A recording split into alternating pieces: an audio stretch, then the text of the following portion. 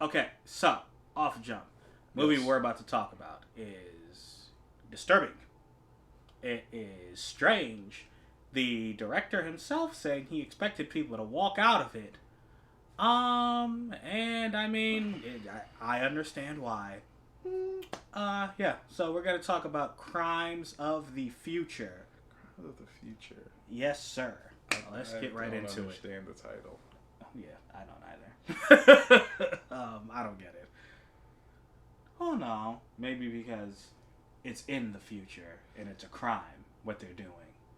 Is it a crime? Let's talk about it.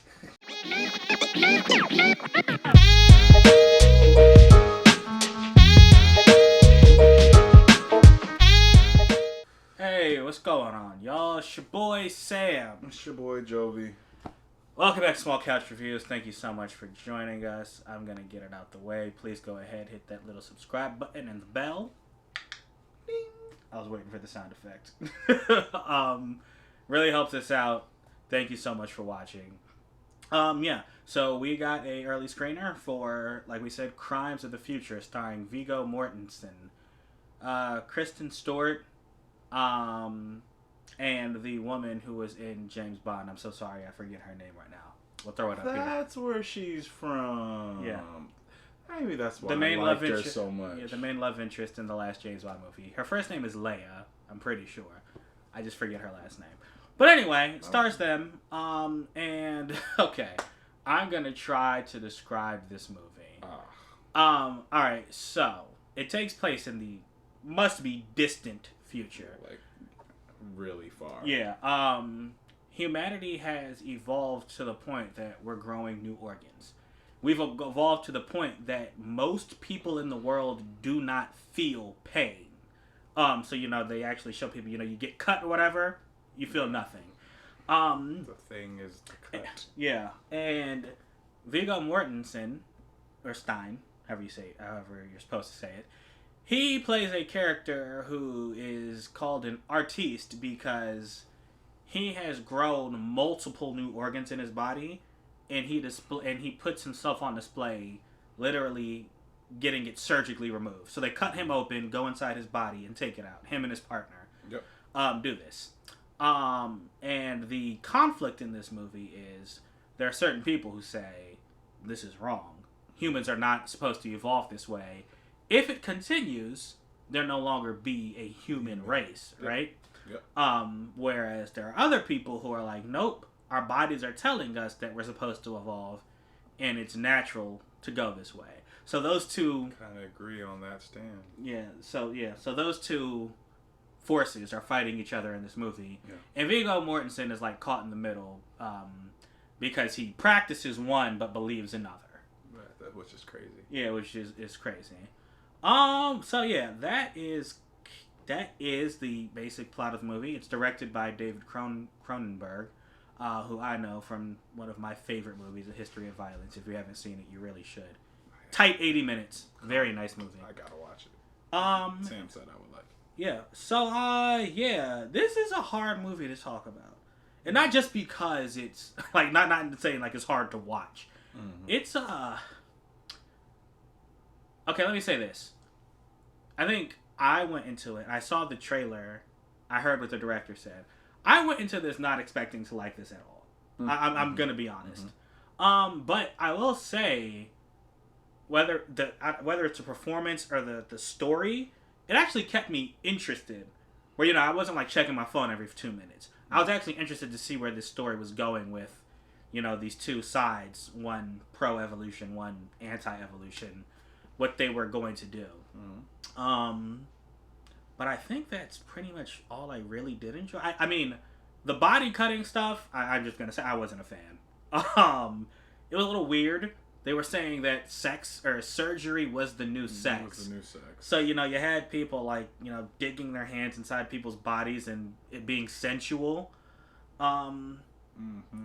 Which I thought was strange. But I think the overall thing that really got me was, while I enjoyed the story that was being told, the way it was told was weird. Like, there were plot points that were picked up but weren't really explored in the way I would like them.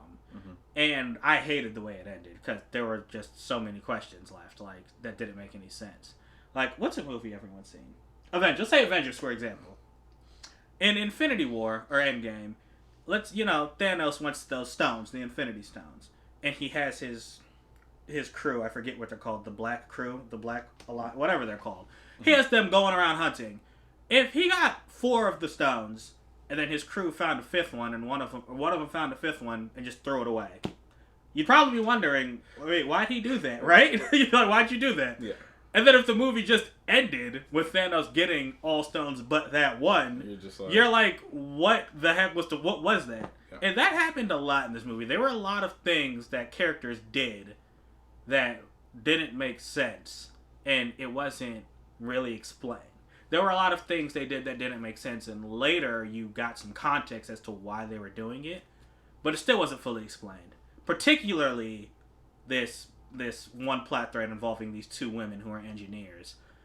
They started off as one thing, then they just went around basically like killing people? Yeah. And you didn't really get what their whole point was. And the last time you see them, I'm like, well, I would have enjoyed this from the beginning. Yeah, exactly. The like other like side of it didn't. Yeah, you didn't maybe if we had followed their story we would understand, but yeah. And then like I said, the way it ended with I guess you can call it a cliffhanger. And the main draw of the movie, evolution versus anti-evolution, there wasn't really a satisfying close to it. So I guess I had a lot more negative to say about this than positive, but I guess I didn't hate it as much as I thought it would. Oh. Is the thing I'm going to go ahead and say is positive about this movie. And with that, I hand it off to you.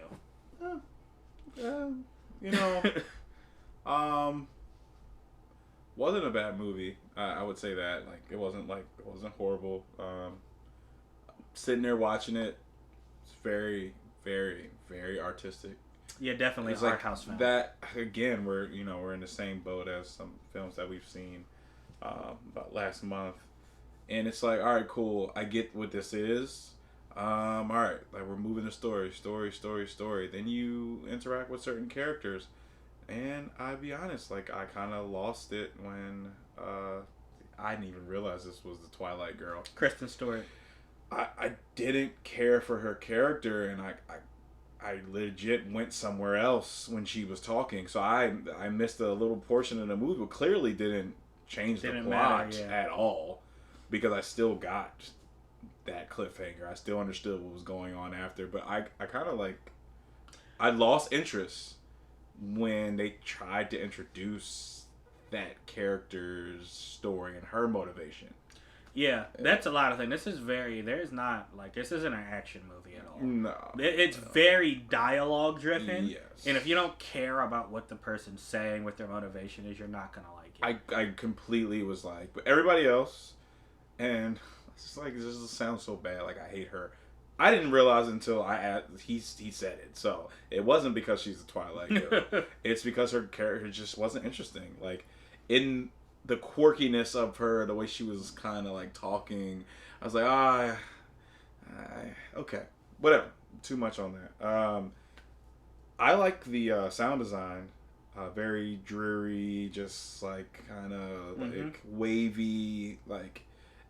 It was nice. I enjoyed that part of it. It definitely felt like you were on a trip, and it also felt like you were on a boat, which in the background of multiple times where I don't want to give too much away, but when he's talking to a certain character. Oh yeah. They're in a boat. There's a boat. There's a boat yard, crashed boat. So I kind of felt like we were on that adventure, and then it was oh wow, I didn't realize till recently, when we were driving, I was this is all in one place. This is all one block. Mm-hmm. What happened to the rest of the world? Yeah, that's interesting. I would like to know what the rest of the world. And why were all those ships crashed? That's, these are little things that, of course, I'm detail person. Those were there for a reason. Yeah, something happened in the world, and we were given a very a very narrow glimpse into it. Literally a street, like a cul-de-sac. Like they didn't. It was more than a cul-de-sac. Yeah. It was like everybody. There was no They didn't really travel. Right. And Viggo Mortensen, I mean, his body wouldn't allow him to. Yeah. So that was a cool aspect. I liked his performance a lot. Yeah, I was about to say that there was, this future tech in this. Yeah. I thought the tech was pretty cool. Viggo Mortensen was very, very convincing as like a. I don't want to say he was disabled because he wasn't disabled. Which was weird. Yeah, he was just like sickly, I guess. He would be really, really sick, and then like there would be scenes where he's walking around doing his science stuff, and then he would be like really, really sick again. Yeah. After you watch it, and then the cliffhanger, I think we understand why. Yeah, he's one of the people in the world who actually can feel pain. Yeah. Which, again, that's something else that wasn't really explained to me. I don't understand how he was getting cut open if he could feel it. Yeah, because there's no way anyone surviving being cut completely open down the middle. Yeah. But, so this, you just reminded me of something when you said, it's very artsy. Yeah. This is just leading into how I'm thinking about how I would even rate this movie. I definitely think this is a movie. It's not a movie that I should say totally ignore. Mm-hmm. You don't have to rush to the theater to see it, but if you go to, you could go to the theater and watch it. You'll enjoy it. And if it comes to HBO or a streaming service, I would encourage people to turn it on and watch it. But I will say this is definitely a movie like one of the other movies you watched earlier this year, Viking, which is you can tell the director catered this for a very specific audience. Oh, yeah. They're making movies that they want to make. Yeah, with movies like this, it's hard to judge because it's like, you have to understand what the director was trying to do. And if they succeeded, then, could you really say it's a bad movie? I don't know. I think it's definitely not for everyone. No, it's not for the masses. It's not probably for 75% of the people that watch movies. Exactly. Exactly true. Yeah. So, there's a time and a place, and I don't think Tuesday evening was the place for me or time for me. Right. And then place-wise, I sat up straight when I was disinterested, and so I could get back into it because I was like, if I'm laying back, I'm gone. Yeah. But besides that very small part and the cliffhanger, it was fun. It was cool, and I like dialogue. Yeah, I do enjoy dialogue-driven movies. Which there's one that we need to watch, and I'll talk to you about it later. We actually got a story that was a little convoluted. We were getting thrown a lot, and then at the same time, that's a negative. I can say it's a positive. Like, I appreciate them trying to give us a lot in that small period of time. Because, like we said, we don't know what happened to the human race. Why are we here? How did we get there? Yeah. That's it. I have nothing else to say. I agree. Yeah, it's like, how did we get here? And how deep into the future, why does technology look like that? Yeah. Technology does not look like technology that we know. Yeah. That's what I'm saying. It had to be very, very far in the future. Just for the type of evolution that existed. Alien race took over. Yeah. It's interesting. But like you said, there wasn't a huge exposition dump. They told us information we needed to know for specific scenes, and sometimes they just didn't tell us anything at all, which goes back to the plotting things I was talking about. But yeah, like I said, I think it's definitely catered to a certain audience. I think the director made the movie he wanted to make. It's not for everyone. I don't know how to score this. Yeah, after saying that, honestly, I'm probably gonna just. I think I would normally give a movie like this a 3, just cut it straight down the middle. Yeah. But I'm actually gonna go probably a little lower. A little lower. I want to give it like a 2.75, just because I think the cliffhanger ending actually was a disservice to the movie. I think. The unanswered questions, I think, was a disservice. Give it a 2.7. I don't want to be disrespectful because I don't I don't think it was a bad movie. But if we're gonna go with masses and everything and whoever you all are that watch this stuff, I know a lot of you are not going to sit through this. And that's why I think I may give it a 2. Okay. And it's just really our scale. We need to work on this scale because again, I enjoyed the sound design. I enjoyed all of the writing, and that was it. All right, man. Yeah. So yeah, Smart Couch review score is somewhere between 2 and 2.75.